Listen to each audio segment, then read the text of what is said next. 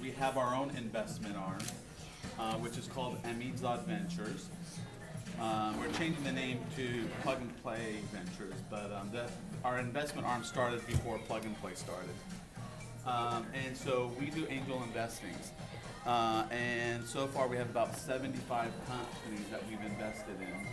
And we do investments as little as $50,000 all the way up to $500,000. But so we have our own investment arm, we invest in some of the startups. But then the other thing we have here, which I can show you, these are the lists of all the venture capitalists that come and visit us daily. So for instance, today we have Rustic Canyon Partners, we have Hummer Wimblad, and we have Voyager Capital. So these are 3 venture capital firms that come to visit us, and we introduce them to startups to see if, whether or not they want to invest in these companies. So the nice thing about it is it's a win-win situation for everybody. The startups would not have access to these type of relationships. The venture capitalists like it because we provide a filtering system so they could look at investment opportunities. We love it because we don't like to invest alone. We like to invest with venture capitalists. So it really is a nice way of cooperating, and ultimately the entrepreneur wins because they hopefully will get funded and so forth. Just to give you an idea, we opened up our doors in January of 2006.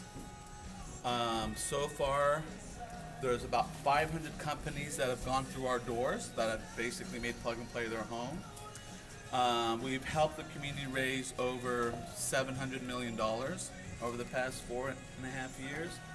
And there are about 20 companies that have exited, had some successful exits. So we think there is, some sort of method to our madness. And, we constantly involve in how we, what type of services we provide. So as you can see from an access to funding, we feel we have a nice value-added proposition. And then every other Monday, we have a network of angel investors that come here, 15 to 30 angel investors that come every other Monday. And they look at about 6 to 8 investment opportunities, the same ones that we actually put in front of the venture capitalists. So that's on the investment side.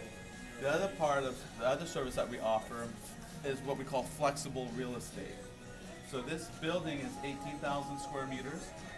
And as I said, we have 200 companies in here, and they're in different stages. So we have some companies that are in the early seed stage. We have some companies that we call are in the venture stage. And then we also have a small number of companies that are in what we call the growth stage. And as I kind of give you guys a tour of the facility, you'll be able to see kind of the it's like kind of going through school.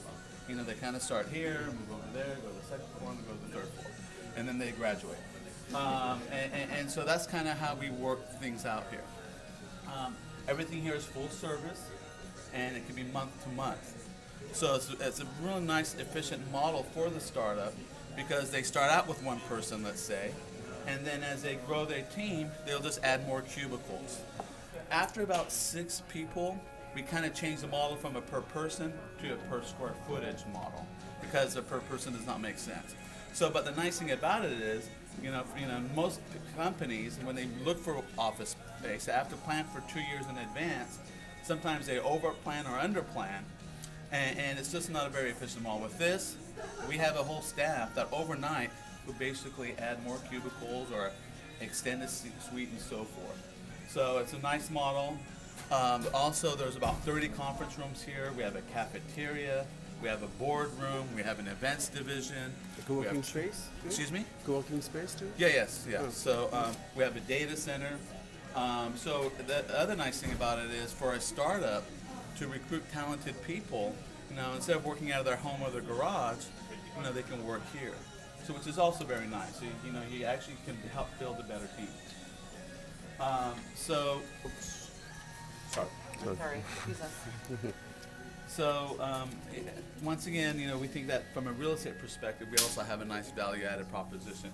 Just to give you an idea, for a company to move in here, it costs $500 for one cubicle that 2 people could actually sit in.